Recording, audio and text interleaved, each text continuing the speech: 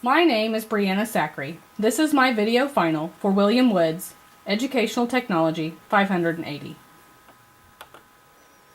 Today I have chosen Pinterest and MobyMax as my Web 2.0 tools. Pinterest is a tool that allows the user to save pictures on virtual boards that are linked to online content. The advantages of Pinterest are that it creates individual visual links to online content, making it easy to quickly do a visual search to find what is needed. Pinterest also lets users organize those pins on virtual boards any way they want. You can see here that I have boards for things that interest me. Things for my home, yummy recipes I'd like to try, craft ideas, but I also have things for my school, such as party ideas, a first grade back to school to-do list, more items for school, and so on. Pinterest users can also create hidden boards and use them to have private content. Private content allows you to plan a surprise party with fellow Pinterest users without ruining the surprise. I often use Pinterest to locate activities for my students, plan special school events, and organize units of study. I've also used Pinterest to plan classroom cooking activities.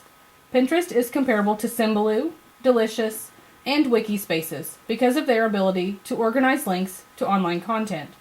The main difference I have found is that the visual nature of Pinterest makes it easier for me to find what I'm wanting to use. The main challenge I have with Pinterest is that I can sometimes get overwhelmed with all of the choices and get off task checking out pins that are unrelated to what I intended to look for. Pinterest also makes searching simple.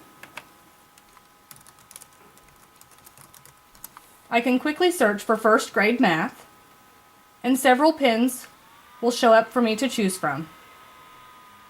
If I find one I like, I simply click on it, click pin it, and add it to the board I would like to add it to.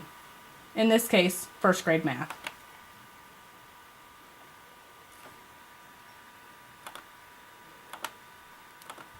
Another Web 2.0 tool that I chose to share with you today is called MobyMax. MobyMax is an online learning site that allows teachers to create a free account for each student. There are many advantages to MobyMax, but my favorites are that students can access MobyMax at home to continue to practice skills that the teacher can access student progress on skills, as well as time spent practicing in each area. I use MobyMax on my computer in the classroom, and my students use it in computer class to help them prepare for online testing, practice skills they are learning in their classroom, and I can access their progress information to share with their classroom teacher.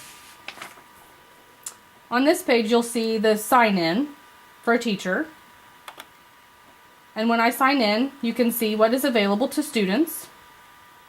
You can see they have options for working on math, FactMaster, numbers, vocabulary, language, stories, literature, informational reading, workshops, assignments, and test prep.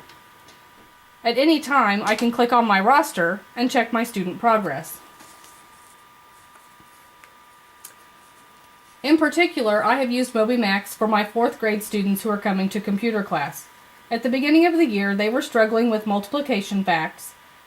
With MobyMax's help, they were able to practice and increase their scores on multiplication tests in the classroom. MobyMax is comparable to abcya.com, typing.com, and coolmathforkids.com. All 3 of these sites are designed with kids in mind and create a student-friendly learning environment. However, only typing.com offers student accounts and progress reports like MobyMax. The biggest challenge I have with MobyMax is that not all features are free, and I do not have money budgeted to purchase a school license for the site.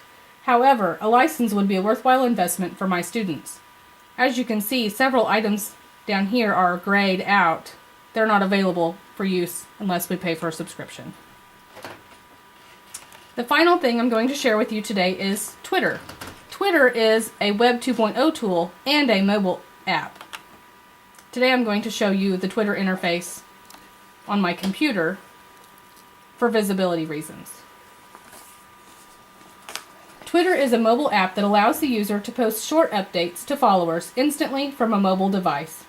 Because all mobile devices are blocked from our school network, I'm not able to use this app at this time, but I'm hoping that policy can be changed soon.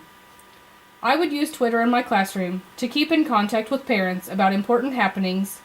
I would also use Twitter as a communication tool for my students, allowing them to take turns creating and sending tweets to our followers about things they are learning in the classroom. I would also use Twitter in my classroom to link parents and other followers to informative articles and other web tools that our classroom was using. Twitter is comparable to Facebook, Snapchat, and Messenger. All three of these apps allow the user to communicate with friends and followers through messages and/or pictures. The advantages of using Twitter are that all tweets are instantly sent to your Twitter followers without having to select individuals. Twitter also requires the person posting to be clear and concise because of a limited number of characters allowed in each tweet. I think this would encourage the students to focus on the main point of their message. The major challenge of using Twitter in the classroom, other than not having internet access, would be planning the time in the classroom day to write and approve student tweets. Twitter also requires all followers to have accounts of their own, and some parents may not be interested in creating an account or participating in a classroom Twitter feed. Posting a tweet on my Twitter feed is as simple as clicking on the box and typing my message.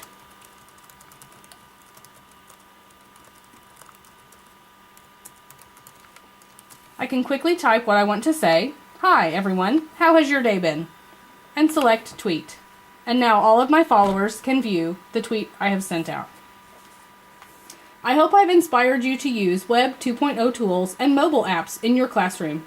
Thanks for listening.